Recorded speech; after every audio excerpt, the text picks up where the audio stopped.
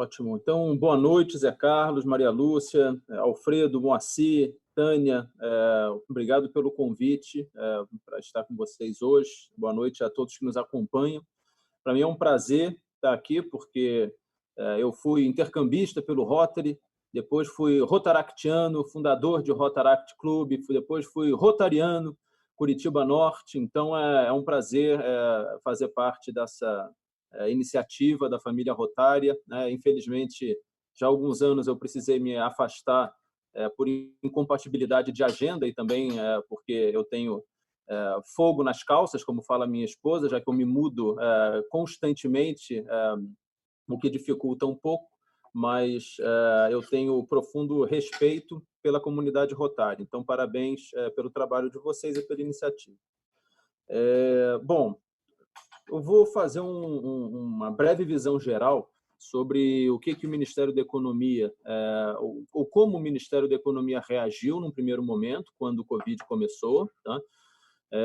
Nós fomos imediatamente acessados por uma série de associações e o setor produtivo, preocupados, né? Num primeiro momento, um nível de preocupação baixo, e isso escalou numa velocidade incrível, porque realmente pegou a todos de surpresa, né? Esse impacto que a gente observou. O que nós criamos foi um grupo emergencial com o objetivo de receber, acolher todas as contribuições que eram recebidas pelo setor produtivo, fazer uma triagem, né? E conseguir imediatamente colocar aqui dentro para avaliação das diferentes áreas técnicas todas as contribuições que nós recebíamos de uma maneira a dar uma resposta ao setor produtivo. E o setor produtivo, eu digo, indústria, comércio, serviços, infraestrutura, nós temos as diferentes áreas aqui dentro. Bom, só um grande número para vocês terem uma ideia do desafio que foi isso. Tá? Todos os dias nós recebemos alguma coisa em torno de 100 novas contribuições. Hoje nós já estamos equilibrando 1.746 contribuições diferentes. Tá? Esse é o tamanho da base que nós temos. E conseguimos dar um bom encaminhamento para elas. Hoje nós temos apenas 21% dessas contribuições aguardando uma análise inicial. E temos aqui cerca de 51% de todas as contribuições que já foram atendidas totalmente ou parcialmente. Então, a gente tem todo um grupo de cerca de 35 pessoas que trabalham nessa avaliação das contribuições, triagem, encaminhamento, e para que a gente consiga ter uma resposta lá no final. É claro que, desde o início, nós tentamos dar prioridade para aquelas medidas transversais, ou seja, aquelas medidas que atingem, beneficiam a maior quantidade possível de setores. Tá? E o resultado disso foi um pacote que já soma 1,1 trilhão de reais. Acho que é importante a gente frisar, porque existe uma tentativa de politizar, às vezes, essa situação que a gente está passando, e por isso que, contra fatos não há argumentos, é importante que a gente coloque os números na mesa. Esse pacote de 1,1 tri, ele já tem um impacto fiscal contabilizado superior a 300 bilhões de reais. O que é o impacto fiscal? É quanto efetivamente vai sair da conta do Tesouro. Só para vocês terem uma ideia da dimensão que nós estamos falando, o orçamento público federal de infraestrutura para o ano de 2020 era de 20 bilhões de reais. Então, todo o orçamento federal para a infraestrutura no ano de 2020 somava 20 bi. O pacote de auxílio emergencial ao corona, que nós estamos vendo hoje, já soma 300 bi. Isso representa 4% do PIB. Isso já coloca o Brasil muito à frente da grande maioria dos países em desenvolvimento. Eu tenho aqui alguns números, vocês vejam. Com impacto fiscal, a Argentina anunciou um pacote de 1% do PIB. A Índia 1,1%, a China 1,2%, a Rússia 1,5%, a Malásia 2,1%, e o Brasil já está com 4,1% do PIB. Então, esse é o tamanho do impacto que nós estamos falando. Se a gente explode e começa a ver os números para onde esse recurso está indo, qual foi o racional? Primeira coisa, proteger a população. Então, os mais vulneráveis. E aí veio o auxílio emergencial. já são 45 milhões de brasileiros atingidos com auxílio emergencial, a renda mínima. Tá? Só isso vai nos custar alguma coisa em torno de 100 bilhões de reais. Auxílio aos estados e municípios, mais de 16 bilhões.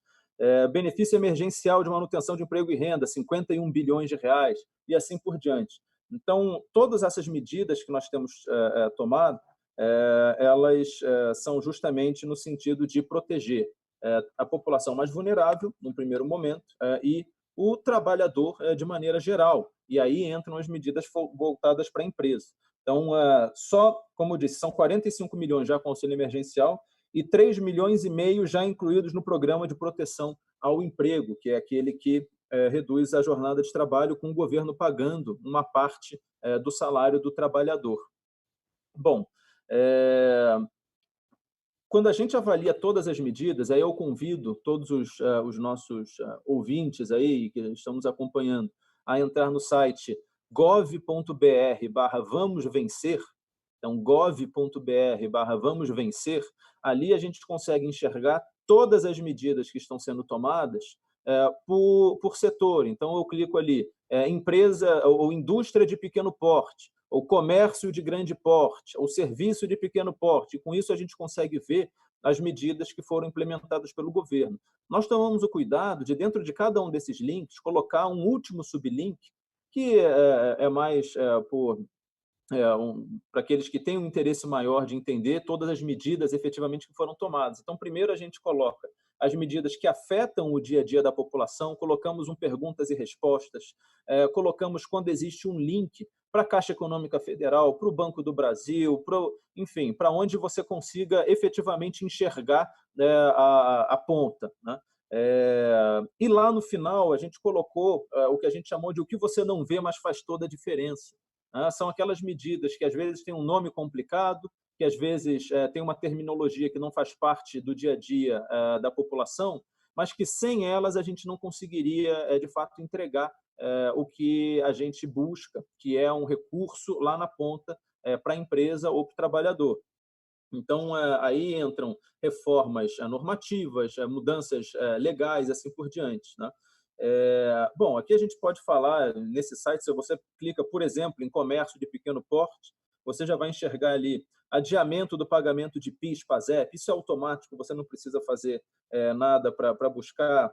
Adiamento do pagamento, o diferimento, né, do pagamento dos impostos federais do Simples Nacional, adiamento no recolhimento do FGTS, repactuação de empréstimos, financiamentos juntos aos bancos públicos, então BNDES, BNB, Caixa Econômica, todos eles têm políticas de segurar o pagamento de parcelas de empréstimo que estão em vigor, a redução da jornada de trabalho, que eu já comentei, a linha emergencial de crédito para folha de pagamento, né, um recurso de 40 bilhões de reais, sendo 34 bi do governo federal e mais 6 bi dos bancos privados. Então, são linhas de financiamento disponíveis para pagamento parcial da folha aliás, para pagamento da folha, tá? Enfim, e ali tem uma infinidade de medidas, tá? É importante, Zé Carlos, dizer que nós sabemos que algumas vezes as medidas que nós colocamos não chegam na ponta para o trabalhador ou para a empresa na velocidade que nós gostaríamos.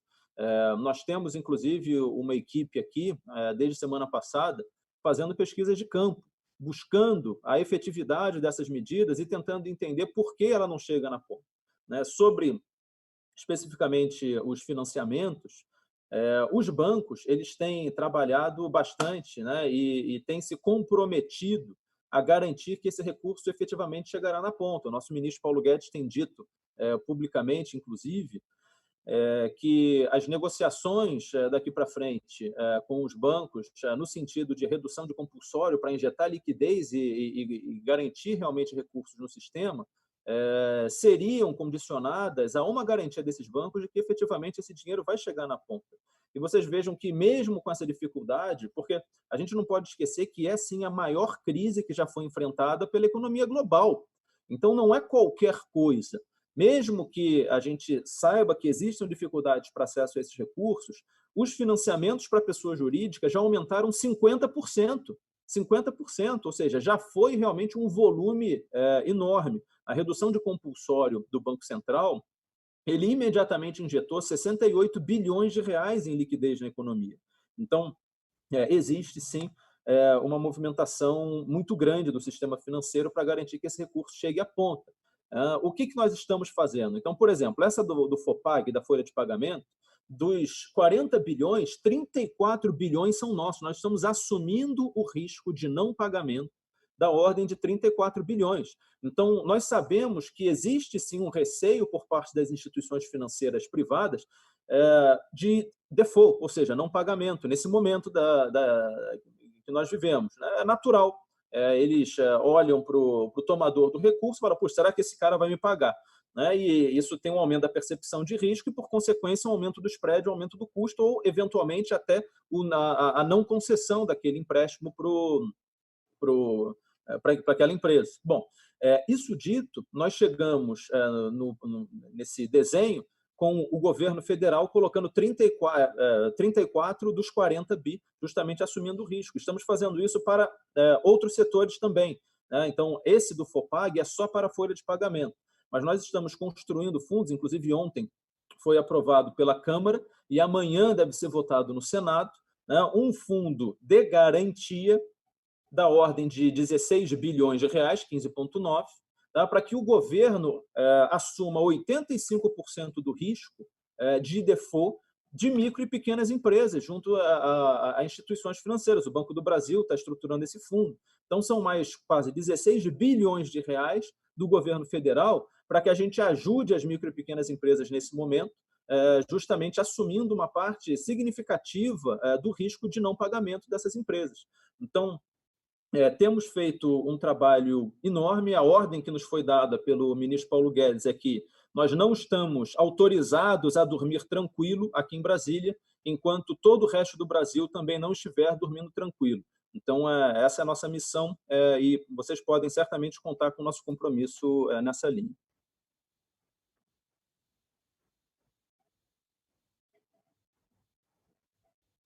Ok. Não, Diogo, você respondeu a uma pergunta que eu ia fazer, você acabou de responder. Realmente, quem não convive, não conhece essa equipe técnica em Brasília, não tem ideia do esforço, da dedicação, do empenho. São, sei lá, 9 horas da noite, você está aí trabalhando, como é o normal de todos os secretários e do ministro. Quer dizer, eu nunca vi uma dedicação em Brasília, eu sou prova disso, dessa equipe. Então, realmente, nós não poderíamos estar em mãos melhores. Eu tenho assim plena confiança em toda essa equipe econômica que realmente tem uma dedicação, e ainda mais agora eu descobri que você é rotariano também, então eu sei que aumenta o seu engajamento social para ajudar a nossa sociedade, tá? Nós estamos coletando várias perguntas aí no chat, depois a gente envia. Eu não abri a abertura não fiz a abertura de perguntas agora para não alongar muito, senão a live vai durar tempo demais. Mas queria te agradecer muito, agradeço ao ministro por ter dispensado você para participar da nossa live. É um prazer. Muito obrigado. Foi uma satisfação muito grande. Um prazer. Novamente agradeço pelo convite. Boa noite a todos. Boa noite, Diogo.